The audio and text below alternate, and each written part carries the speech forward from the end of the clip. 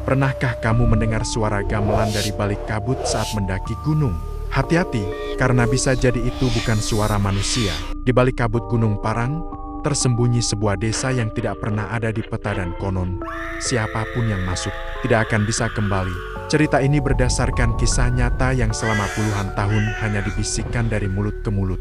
Suka dengan cerita-cerita horor misteri seperti ini? Jangan lupa klik tombol subscribe, nyalakan loncengnya, dan bagikan video ini ke temanmu agar kita bisa terus mengungkap kisah-kisah gelap dari pelosok Indonesia yang jarang terungkap. Channel Misteri Gelap hadir tiap minggu dengan cerita baru. Dan yang kamu dengar malam ini, bisa jadi bukan hanya cerita. Yuk mulai. Namaku Denny, seorang pendaki biasa, tapi cukup aktif.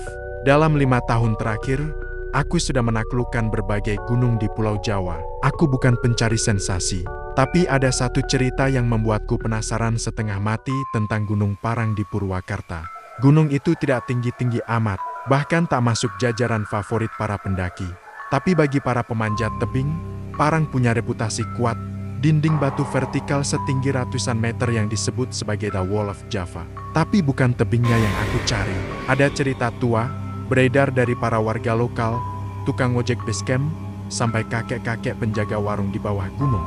Kalau kabut turun, dan kau dengar suara gamelan dari arah hutan, jangan ikuti, karena itu bukan untuk manusia. Cerita itu terus menempel di kepalaku. Sebuah desa misterius yang katanya hanya muncul saat kabut turun sangat tebal, dan hanya terlihat oleh orang tertentu, biasanya pendaki yang terpanggil. Awalnya aku kira itu cuma legenda, sampai kemudian aku mengalaminya sendiri.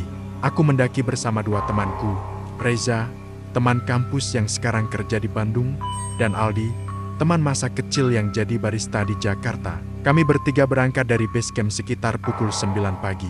Cuaca sangat cerah, langit biru, jalur relatif kering meski beberapa bagian terjal dan melelahkan. Baru sampai pos 3, sekitar jam 16:30 sore, semuanya mulai berubah. Angin tiba-tiba mati, hening, dan tak lama kemudian, kabut tebal muncul begitu cepat, seperti uap yang meledak dari tanah. Dalam waktu kurang dari 2 menit, pandangan kami hanya tinggal beberapa meter ke depan. Wah, ini kabutnya cepet banget, Kai. Biasanya gak kayak gini, kata Aldi. Reza menyalakan headlamp meski masih sore. Kami tidak berani jalan sembarangan. Tapi, saat kami berhenti untuk memastikan posisi jalur, sebuah suara lembut namun jelas terdengar dari kejauhan. Dung, dung, dung, deb deb deg, gamelan.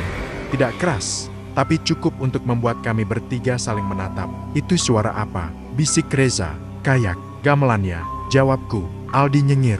Mungkin warga bawah lagi ada hajatan, tapi aku merasa aneh. Suaranya bukan dari bawah, melainkan dari sisi kanan jalur, arah hutan lebat yang tak pernah kulalui sebelumnya. Dan saat kami melihat lebih seksama ke arah itu, samar-samar tampak cahaya kekuningan, seperti obor atau pelita. 1, 2, 3 titik cahaya, pelan-pelan bergerak menjauh, masuk ke dalam hutan. Itu, orang? Tanya Reza pelan. Aldi langsung melangkah. Yuk samperin, kali aja itu jalan alternatif. Bisa cari tempat landai buat buka tenda. Aku ragu, tapi rasa penasaran, ditambah dengan suasana ganjil, membuatku ikut melangkah. Kami berjalan pelan-pelan, keluar dari jalur resmi, masuk ke semak-semak. Anehnya, makin jauh kami melangkah, kabut justru semakin rapat, dan suhu udara menurun drastis. Dan, kami mulai melihatnya, rumah-rumah kayu, pohon-pohon randu besar yang menghitam, sebuah bel bambu yang berdiri kosong. Ini desa, kata Aldi kaget. Kami bertiga berhenti. Degup jantungku makin cepat. Di depan kami terbentang sebuah desa tua, yang tidak tercatat di peta manapun. Rumah-rumah panggung dari kayu. Arsitekturnya seperti zaman kolonial, tapi semua kusam dan membusuk. Tak ada suara selain gamelan dari kejauhan. Tak ada penduduk, tapi kami merasa diperhatikan. Aku melihat ke salah satu rumah. Ada papan bambu tergantung di pintu depannya. Tulisannya, "Selamat datang, anak yang tertinggal." Mataku langsung berair. Tulisan itu seperti diarahkan padaku. Kami mencoba keluar dari desa itu, tapi arah yang tadi kami lewati menghilang. Tidak ada jejak kaki, tidak ada jalan kembali. Semua tertutup kabut. Aldi mulai panik, tapi Reza menarik tangannya dan memaksa kami masuk ke salah satu rumah kosong untuk bermalam. Malam itu, desa tetap sunyi. Tapi suara gamelan tak berhenti. Dan jam 2 pagi, aku terbangun. Ada suara perempuan menangis di luar rumah. Suara itu pelan, lirih, seperti dari jarak 2-3 meter. Tapi saat kulihat keluar jendela, tak ada siapapun, hanya kabut dan bayangan seseorang berdiri di bawah pohon randu. Tinggi, diam, tanpa wajah. Matahari tak benar-benar terbit di desa itu. Yang kami lihat hanya kabut putih yang menipis sedikit, menciptakan cahaya samar seperti senja pagi. Aku membuka pintu rumah kayu tempat kami bermalam, dan seketika aroma tanah basah bercampur asap kayu menyeruak masuk. Reza duduk di pojokan, matanya merah. Ia tidak tidur semalaman. Sementara Aldi masih terlelap, tapi senyumnya aneh, seperti orang yang sedang bermimpi indah. Padahal tidak ada yang indah dari desa ini. Kami mencoba berkeliling, ada sekitar 20 rumah di sana. Semua dalam kondisi tua, reyot, dan seperti tidak dihuni. Tapi anehnya, halaman beberapa rumah bersih. Ada bekas sapuan, ada alas kaki di depan pintu. Dan di ujung jalan tanah desa itu, berdiri sebuah bangunan besar dari kayu gelap seperti balai atau pendopo. Dari situlah suara gamelan berasal. Jangan dekat-dekat ke sana, suara serak menghentikan langkah kami. Kami menoleh. Seorang pria tua berdiri tidak jauh dari kami. Ia kurus, kulitnya keriput dan kering seperti tanah retak. Pakaiannya lusuh, seperti baru keluar dari pengasingan. Tapi sorot matanya tajam. Aneh, mereka belum memanggil kalian ke sana. Jangan mendahului nasib kalian sendiri. Pak, ini desa apa ya? Tanyaku. Tidak perlu tahu nama. Desa ini bukan untuk diingat, hanya untuk dilupakan. Kami tersesat, Pak. Teman kami satu lagi di rumah itu. Satu dari kalian akan tinggal. 2 lainnya mungkin bisa pergi kalau mereka mengizinkan. Nada bicaranya datar, tapi membuat tengkukku dingin. Pria itu lalu membuka buntelan kain dari pinggangnya. Ada 3 bungkus nasi dalam daun pisang. Kalau kalian lapar, makanlah. Tapi ingat, yang makan akan menjadi bagian dari sini. Aku menolak. Reza juga. Tapi Aldi, yang saat itu baru bangun, langsung menyambar 1 bungkus dan memakannya rakus. Pria tua itu menatap kami satu-satu. Sudah dimulai, katanya, lalu pergi tanpa suara, seperti kabut yang menyusup ke balik rumah. Pukul 11 siang, Aldi mulai berubah. Awalnya dia hanya diam, lalu tertawa pelan, lalu menangis tanpa suara, lalu tertawa lagi. Terus berulang, bola matanya mulai berubah kemerahan. Ia berbicara dengan seseorang yang tidak kami lihat. Iya, aku ikut, rumahku di sana. Kan, yang itu ya? Hihihi. Ia berjalan pelan menuju pendopo tempat gamelan berbunyi. Kami berdua mengejarnya, tapi langkah kami terasa berat, seolah tanah desa itu menolak kami mendekati bangunan tersebut. Tapi Aldi tidak terpengaruh. Ia membuka pintu pendopo dan masuk ke dalam kegelapan. Sejak itu, kami tidak pernah melihat Aldi lagi. Reza menangis keras. Aku marah, tapi semua percuma. Desa itu seperti hidup, menyaksikan, mengendalikan. Kami mencoba mencari jalan keluar, tapi setiap arah membawa kami kembali ke pohon randu di tengah desa. Tidak peduli kemana kami melangkah, ujungnya selalu sama. Kami terkurung, dan malam pun datang kembali. Malam di desa itu bukan sekadar gelap. Suara gamelan berubah, tidak lagi terdengar lembut. Kini seperti alat pemanggil sesuatu dari dunia bawah. Suara kendang seperti jantung yang dipukul. Gong berdentum seperti genderang kematian. Dari celah jendela rumah, kami melihat sosok-sosok tinggi muncul di antara kabut. Posturnya seperti manusia, tapi terlalu panjang. Gerakannya terlalu kaku, dan wajah mereka tanpa mata. Mereka berdiri mematung di sekitar desa, menghadap ke rumah-rumah, seolah menanti seseorang keluar. Dan yang lebih menyeramkan, mereka semua menghadap ke rumah kami. Aku menarik Reza ke sudut ruangan, dan kami duduk memeluk lutut, berdua, menggenggam sisa logika. Jam 2 pagi, suara ketukan terdengar dari pintu. Tok, tok, tok, pelan, teratur, 3 kali, lalu diam. Lalu suara halus dari luar, lirih, namun jelas, Denny, buka. Aku kedinginan. Itu suara Aldi. Tapi aku tahu, itu bukan Aldi. Reza menggigil. Aku menahannya agar tidak menjawab. 3 menit, 5 menit, 10 menit. Ketukan berhenti. Tapi suara langkah masih terdengar. Kadang mendekat, kadang menjauh. Seperti ada yang mengelilingi rumah kami. Sampai akhirnya, jendela pecah. Sesuatu melempar batu dari luar. Angin dingin masuk. Kabut menyeruak ke dalam ruangan. Dan dari luar jendela yang pecah, terlihat wajah Aldi. Tapi wajah itu bukan wajah manusia lagi. Mata kosong, wajah memanjang, mulut robek sampai ke telinga. Lidahnya menjulur dan bergetar pelan. Ia tersenyum, lalu menghilang ke dalam kabut. Malam itu tidak benar-benar berakhir. Kami terjaga sepanjang waktu, hanya memandangi jendela yang pecah, berharap kabut tidak masuk lebih jauh.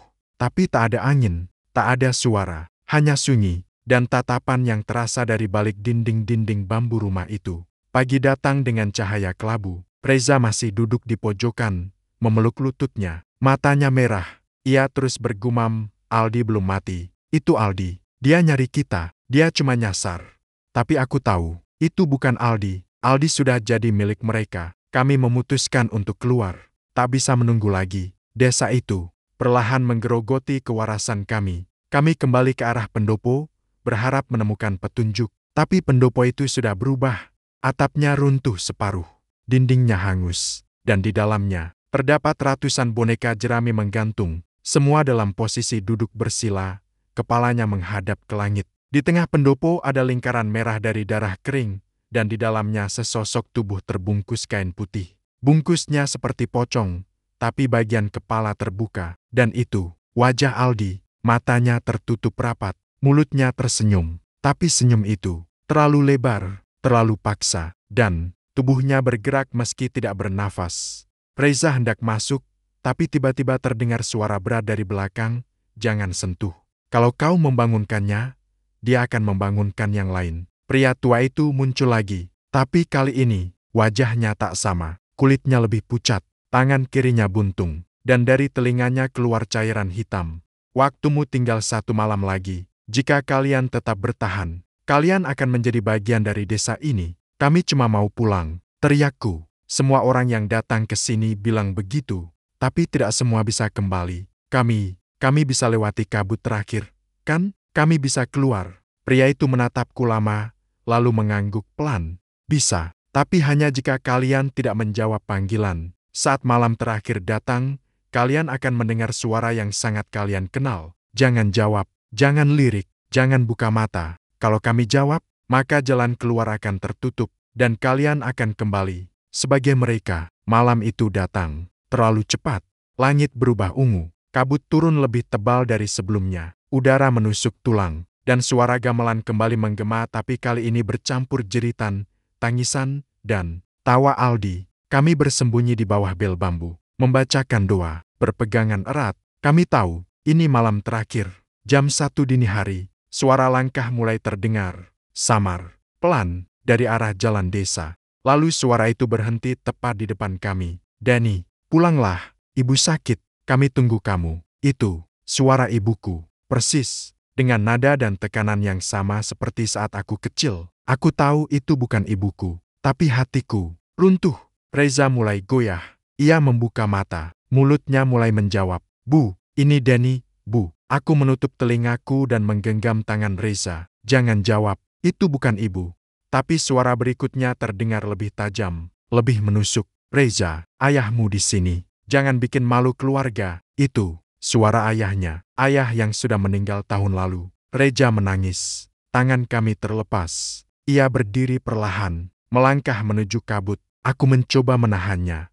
Tapi, tubuh Reza sudah kehilangan kesadaran. Dan kemudian, SSSRAKKK, sesuatu menariknya ke dalam kabut. Seketika, suara gamelan berhenti, dan hanya tersisa hening, dan tawa panjang seperti perempuan menjerit kegirangan. Aku pingsan, tidak tahu berapa lama. Saat aku membuka mata, aku tidak lagi di desa itu. Aku berada di base camp Gunung Parang, sendirian, tergeletak di dekat saung. Orang-orang melihatku dengan tatapan aneh.